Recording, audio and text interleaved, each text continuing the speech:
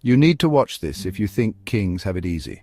The crown may look dazzling, but behind the velvet and gold, the weight of a kingdom can crush even the strongest minds.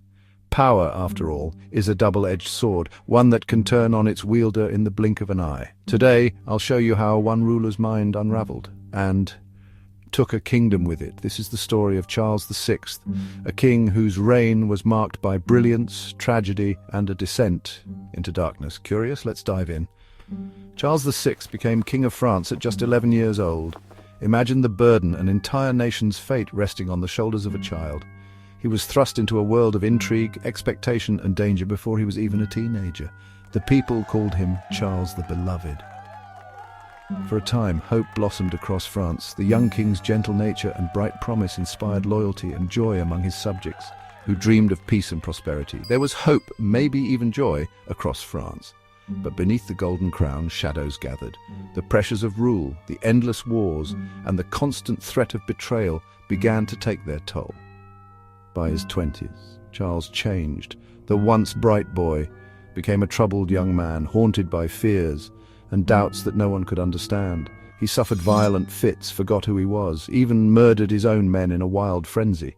His court was thrown into chaos, and those closest to him lived in constant fear of his unpredictable rages. His eyes grew distant.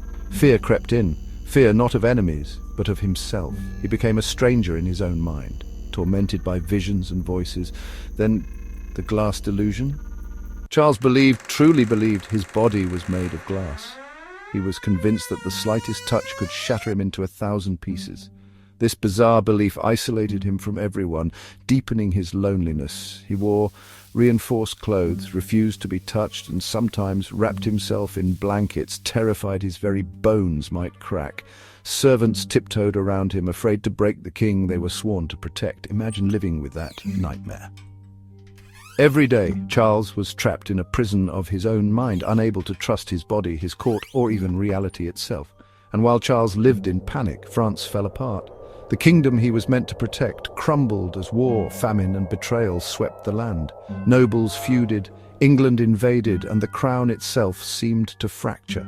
The king's madness left a power vacuum, and chaos reigned where order once stood.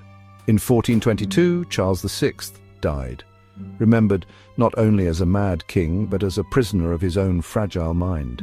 His legacy was one of sorrow, but also a warning about the cost of unchecked power and isolation. History asks, was Charles broken, or was the world around him already shattered? In the end, the line between madness and reality blurred, leaving a king